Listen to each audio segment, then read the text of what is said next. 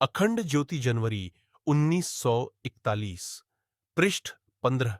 दुखों को मोल मत लो। हम सब लोग छोटी मोटी जरा जरा सी बातों की भी बड़ी फिक्र कर अपनी शक्ति का व्यर्थ अपव्यय किया करते हैं।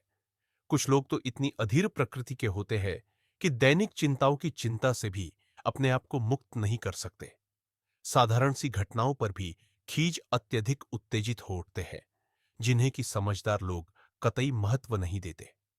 उदाहरणार्थ, कोई मनुष्य जरा रेल चूकते ही यह समझने लगता है कि प्रलय काल आ गया, तो कोई किसी दिन भोजन जरा अनुकूल न हुआ तो सारे घर को सिर ले लेता है।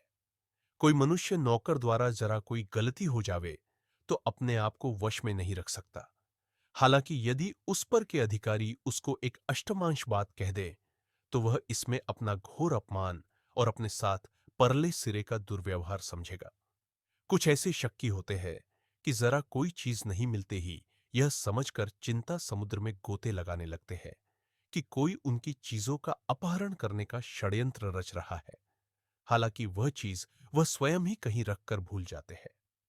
इस संबंध में बर्ट्रैंड रसेल का यह वाक्य ध्यान रखने योग्य है कि यदि मनुष्य अपनी जो शक्ति साधारण और सड़ी सी बातों में खर्च किया करते हैं, वही यदि अधिक उपयुक्त तरीके से खर्च करे तो साम्राज्यों का निर्माण और विनाश कर सकते हैं।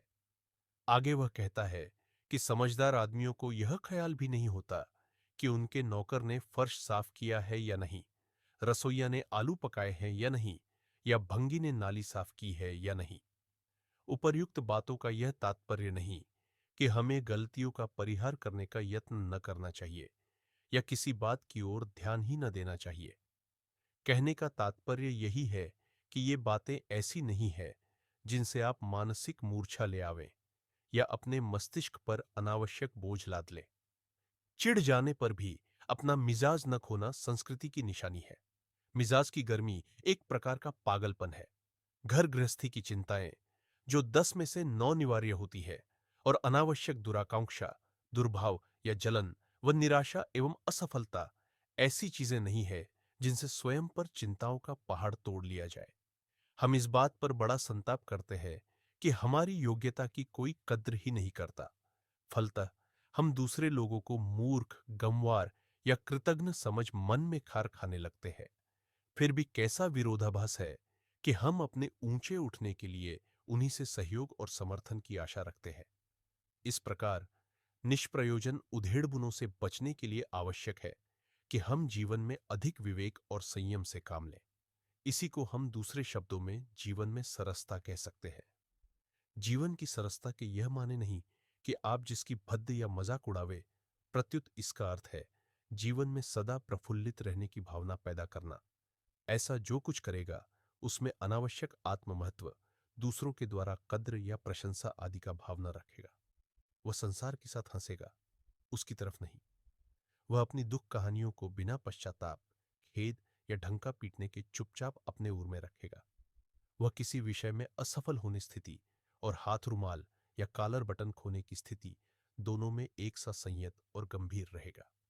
वह रेल में छाता खो जाने का दुख और अपने प्रतिस्पर्धी का व्यंग दोनों समान रूप से शांति से सहेगा। वह जीवन का केंद्र यही दृष्टिकोण रखेगा कि यदि कोई चिंता अपरिहार्य है तो उसकी चिंता न करनी चाहिए, और यदि वह निवारण करने योग्य है तो निवारण करने का प्रयत्न करना चाहिए। इस प्रकार चिड़चिड़ेपन और खींच से मुक्त मनु अपनी दैनिक तकलीफों को संयम के साथ, बल्कि प्रसन्नता के साथ सहन कर सकेगा। उसके सामने यदि कोई धर्म मित्र अपने किसी काम की डींग मारता है तो वह नहीं। यदि कोई पुराना चुटकुला कहता है तो भी वह खींचेगा। उसका धोबी कोई कपड़ा फाड़ लावे तो भी वैसा ही शांत रहेगा। कोई काम बिगड़ने पर वह केवल यही सोचेगा कि ऊह, ये परंपरा तो संसार के आरंभ से चली आई है।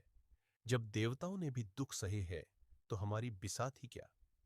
कोई काम वादे बिगड़ने से बचाना है तो पहले ही उसकी यथेष्ट सावधानी लेनी चाहिए कि पछताना या दुखित होना गैर वाजिब है।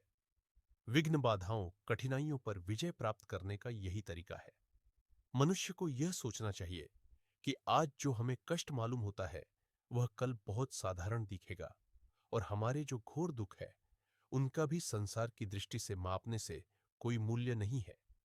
इस प्रवृत्ति का अर्थ आपको ऊंचा उठाना है और किसी बात का अवैयक्तिक दृष्टिकोण से भाव ग्रहण करना है। यह मानसिक शिक्षण का एक विषय है जिसके द्वारा मनुष्य अपने जीवन में बहुत कुछ शांति, संतोष और सुख प्राप्त कर सकता है। पंडित श्रीराम शर्मा आचार्य